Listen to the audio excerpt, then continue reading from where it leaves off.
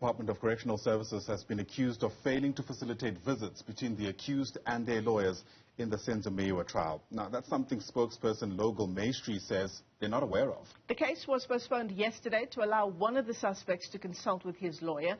Maistry says legal representatives have never been denied access. The Department of Correctional Services is not aware of any challenges with regards to legal representation or visits in this matter.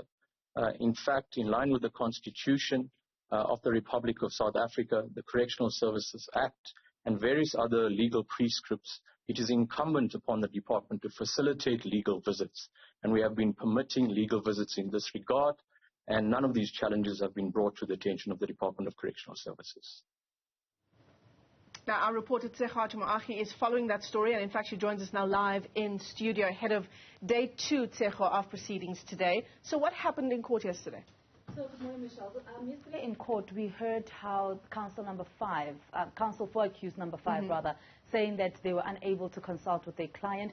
The main issue that they raised was that the state had not given them enough time to go through various statements that they had received. The state saying that this was not the case. The initial agreement during the pre-trial was that they would get the statements 2 weeks before the trial, mainly because of the witnesses. Even when they handed over the statements, they had to remove the names of those witnesses, including their addresses, just to protect them a little bit. And we understand the state telling us yesterday that the witnesses in themselves are actually fearful for their lives, and that's why there was then this postponement yesterday. Accused number 5's counsel, Advocate Zandile Mshololo, saying that she's concerned that she was unable to go through the statements herself and unable then to speak to her client about what is contained in those statements before they are able to put together a good defense. Yeah, it's also interesting to note how the other counsels for the other accused seemingly were ready to proceed, even though they too had difficulties with meeting with their clients. Indeed, and the difficulties that they raised, Ayanda, was the issue around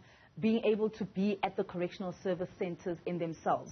They accused the correctional service center officials of not allowing for there to be some kind of consultation with their clients. And accused number 1 to 4's advocate, they said that they are ready to proceed. They've had some kind of consultations with their clients. However, they were ready then to proceed with what they had been given at the time. Highly anticipated case, this. We know that, not least because of that Netflix docuseries that is on air at the moment. Do we have a sense at this stage? You've talked about the witnesses and the need there to protect some of the details around those who will be taking to the stand. Do we know who's included in that witness list? You know, we tried to get something from Now, because he's, of course, the watching brief for the Meyiwa family. We tried to understand from him as to, does he have any idea as to who the witnesses in this case are? And he said not at the moment. The state as well being very closed off about who the witnesses are. So we're hoping that as the trial starts today, we'll get a better understanding of who the witnesses are. And it will be interesting to see if any of the people that were in the house at the time of the death of the soccer star will actually take the stand as state witnesses. Yeah.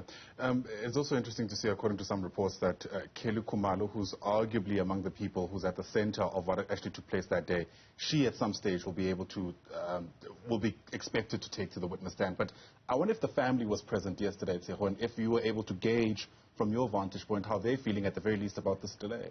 So they were there. They arrived just before court started at about 10 to 10. We had a very brief conversation with Nel, who walked in from AfriForum, who walked in with the family. The sister and the cousin to Senzo Meyiwa, they were there. So Nomalanga and Zama Meyiwa, they were there in court yesterday. And they left, quite interestingly, as soon as the postponement was announced, they then left. But before the court, we did ask them, how are they feeling about, you know, the proceedings now finally getting underway? And Nomalanga telling us that they are hopeful that, you know, they will finally get some kind of closure. But what they really want is the truth as to what happened on the night when Senzo Meyiwa was killed in 2014. Yeah, absolutely. Of course, one understands the need from the side of the family for closure, but of course, there's the rest of the country as well that is looking for closure in this case. Tshegohaco Moagi, thanks very much indeed for coming into studio. And of course, Tshegohaco will be tracking the beginning of that case, and we'll be speaking to her throughout the day as it continues.